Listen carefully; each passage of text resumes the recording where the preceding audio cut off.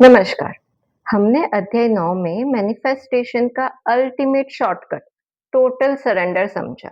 लेकिन जब हम कहते हैं कि यूनिवर्स से कनेक्ट हो जाओ, तो अक्सर लोग कंफ्यूज हो जाते हैं। लोग पूछते हैं, भाई यूनिवर्स को देखे कहाँ? क्योंकि हमने तो सिर्फ आसपास की मटेरियल चीजें ही दिखती है। वेल, इसी क्वेश्चन का आंसर खुद भगवान श्री कृष्ण देते हैं अध्याय 10 विभूति योग में। आपने लॉ ऑफ अट्रैक्शन में सुना होगा ना, tune into the frequency of abundance या see the divine in everything. But इसको प्रैक्टिकली कैसे करना है, ये श्री कृष्ण इस चैप्टर में बताते हैं। वो बताते हैं कि इस पूरे ब्रह्मांड की सबसे बेस्ट, सबसे पावरफुल और सबसे ब्यूटीफुल चीजों में उनकी एनर्जी कैसे वाइब्रेटिंग स्टेट में रहती है। अगर आपने इस चैप्टर का कोर लॉजिक समझ लिया, तो आपकी नैरो थिंकिंग हमेशा के लिए खत्म हो जाएगी और आप एक permanent high vibrational luxury, success और एबंडेंस माइंडसेट में एंटर कर जाओगे। चलिए अध्याय 10 को डिकोड करते हैं। अध्याय 10 के शुरुआत में श्री कृष्ण एक बहुत क्लियर स्टेटमेंट देते हैं। श्लोक 8 में वो कहते हैं, मैं ही सभी चीजों का सोर्स हूँ। हर एक चीज मुझसे ही ओरिजिनेट होती है। जो लोग इस बात को अच्छे से जानते हैं, वो पूरे भाव और ज्ञान से मुझसे ही कनेक्ट होते हैं। जब आप मैनिफेस्ट करते वक्त डरते हो कि पैसा खत्म हो जाएगा, अपॉर्चुनिटीज चली जाएगी, तो आप भूल जाते हो कि लिमिट सिर्फ आपके दिमाग में है, सोर्सेज में नहीं है। श्री कृष्ण कह रहे हैं कि हर एक डायनेमिक आइडिया, हर एक पैसे, हर एक जॉब अपॉर्चुनिटी उन्हीं से ही निकल रही है। जब सोर्सेज इनफाइनाइट है, तो आपकी रियलिटी में लैक, कमी कैसे हो सकती है? Drop this scarcity mindset from today. श्लोक 16 और 17 में अर्जुन श्री कृष्ण से एक बहुत ही प्रैक्टिकल और जेन्युइन सवाल पूछते हैं। अर्जुन पूछते हैं, कृष्णा, मुझे अपनी उन डिवाइन ग्लोरीज, विभूतिज के बारे में आप बताएं, जिन्हें आपने इस पूरे संसार को, जहां पे आप इस पूरे संसार को व्याप्त किया है। मैं इस फिजिकल वर्ल्ड में रहता हूँ, काम करता हुए भी आपको अलग अलग चीजों में कैसे विजुअलाइज करूं? मतलब यहाँ पे श्री अर्जुन पूछ रहे श्री कृष्ण से कि मैं आपको किन किन रूपों में देख सकता हूँ। यहाँ एक्चुअली अर्जुन हम सबके बिहाफ पे आकर एक परफेक्ट विजुअलाइजेशन टेक्निक पूछ रहे हैं। हम जब आंखें बंद करके विजुअलाइज करने की कोशिश करते हैं, तो दिमाग भटकने लगता है। अर्जुन कह रहे हैं कि मुझे ऐसी चीजें बताओ जिससे मैं दिन भर अपनी खुली आंखों से देखूं, तो भी मेरी वाइब्रेशन ऑटोमेटिक हाई हो जाए। श्री कृष्ण अर्जुन के इस सवाल का आंसर देते हैं श्लोक 20 से लेकर 38 तक, जहां वो अपनी 80 से ज्यादा विभूतिज बताते हैं। वो कहते हैं, मैं हर एक कैटेगरी का सबसे बेस्ट वर्जन हूँ।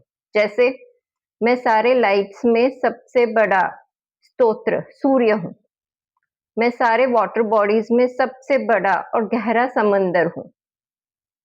मैं सारे माउंटेन्स में सबसे ऊंचा और मैजेस्टिक हिमालय हूँ। और मैं सारे वेपन्स में सबसे पावरफुल वज्र हूँ। श्री कृष्ण आपको एक अल्टीमेट माइंड टेक्निक सिखा रहे हैं, जिसे मॉडर्न साइकोलॉजी में रीफ्रेमिंग या एबंडेंस ट्यूनिंग कहते हैं। जब आप किसी बहुत बड़े पहाड़ को देखो, तो छोटा फील मत करो, सोचो ये कृष्णा की मैजेस्टी है।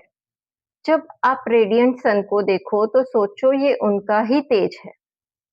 हर बाकी के इलाइट, टॉप टायर और प्रीमियम वर्जन में डिवाइन एनर्जी को ढूंढना शुरू करो। इससे आपकी इंटरनल वाइब्रेशन, प्रॉस्पेरिटी और पीक परफॉर्मेंस से अलाइन हो जाएगा। इन सारी विभूतिज को बताने के बाद श्री कृष्णा श्लोक 41 में पूरे चैप्टर का सबसे बड़ा गोल्डन रूल देते हैं। श्री कृष्ण कहते हैं, इस संसार में जो भी चीज तुम्हें ब्यूटीफुल दिखे, प्रॉस्पर दिखे, अट्रैक्टिव दिखे या बहुत पावरफुल दिखे, ये जान लो कि वो सब मेरे तेज के एक छोटे से पार्ट या स्पार्क से ही बनी है। आपको जब कोई लग्ज़री कार दिखे, किसी का बड़ा बिज़नेस दिखे या कोई बहुत इंटेलिजेंट इंसान दिखे, तो जलने की जगह या डिप्रेस्ड होने की जगह अपने माइंडसेट को बदलो। ये सोचो कि वॉव! इस इंसान या ऑब्जेक्ट में डिवाइन एनर्जी का एक ब्यूटीफुल स्पार्क चल रहा है। जब आप दूसरों की अबंडेंस को एप्रिशिएट करते हो और उसमें डिवाइनिटी देखते हो, तो आप उस एनर्जी को अपनी लाइफ में अट्रैक्ट करने लगते हो। तो अब इस पूरे अध्याय 10 से हमने क्या सीखा, क्या सीखने को मिला और हम इसे डेली लाइफ में कैसे अप्लाई करें? ये है आपके 3 transformation steps. Step 1, practice the best version filter.